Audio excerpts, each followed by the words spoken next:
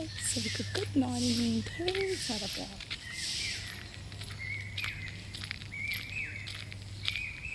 सुबह सुबह कोई मॉर्निंग वॉक नहीं है मैम, ये है बच्चे को बस तक छोड़ के आने की डेली रूटीन।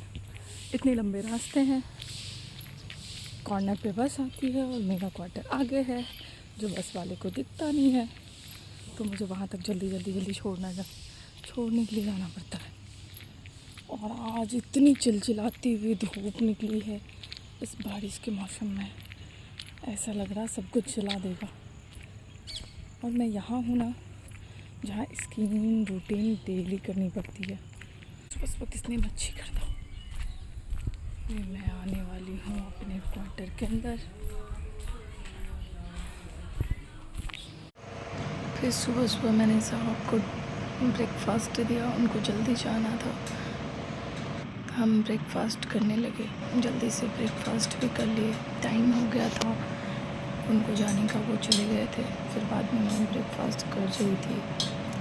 घर में इतने सारे काम होते हैं ना, कभी कभी इतनी जल्दी हो जाता है, कभी कभी बहुत ज़्यादा लेट लगता है। क्योंकि मैंने आपको बताया था आज कुछ पार्सल तो मेरा आ गया था, उसको फिक्स करने के लिए जो हमारे होते हैं ना आदमी, वो नहीं थे, आए नहीं थे।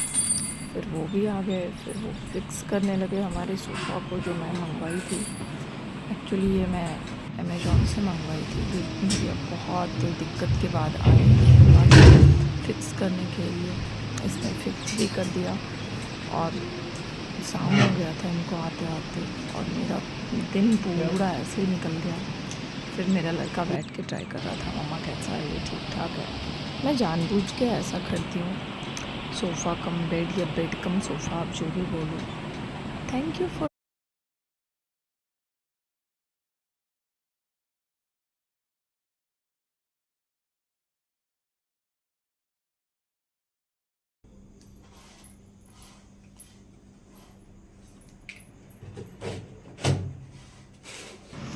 फिर मुझे बहुत सारी कपड़े धुलाई करनी थी।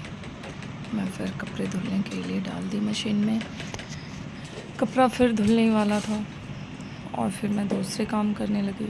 इतने काम थे आज मेरे पास, आज बहुत सारे कपड़े धुलने थे मुझे, क्योंकि मैंने आपको कहा था ना बारिश जैसा मौसम है, बहुत सारा बारिश जैसा मौसम था। कभी बारिश हो रही थी, कभी नहीं हो रही थी, तो इसलिए मैं बार बार नीचे नहीं जा रही थी। मैं बालकनी में ढेर सारी रस्सी लगाई हूँ, मैं बोली चलो तब तक मैं बालकनी में डाल देती हूँ, क्योंकि साहब के कुछ कपड़े ऐसे होते हैं जो उनको शाम को फिर वापस पहनना होता है। वो पीटी करके आते हैं, बहुत ज़्यादा पसीना गीला हो जाता है, तो उसको जल्दी से धुलना होता है। अगर मैं हाथ से भी धुल देती हूँ तो फिर मैं मशीन में ड्राई कर देती हूँ। फिर मैंने ये काम को भी अच्छे से निपटा लिया है, उसके बाद मैं फिर अगले काम पे लग जाती हूँ। आपको पता है, लोग बोलते हैं फ़ौज में गई है, अपने पति के साथ गई है, अपने हस्बैंड के साथ रहती है, इनके तो मज़े ही मज़े होंगे।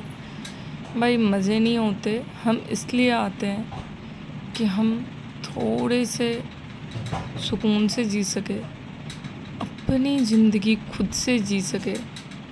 मज़े किसी के नहीं होते। जितनी भी फ़ौजी वाइफ्स हैं सबको पता है कि कोई मज़े नहीं करते। बस हम इसलिए आते हैं कि घर में मुझे काफ़ी लॉन्ग टाइम तक इंतज़ार करना होता है, 5 महीने, 6 महीने, 3 महीने तो हार्डली करना पड़ता है हर एक फ़ौजी वाइफ को।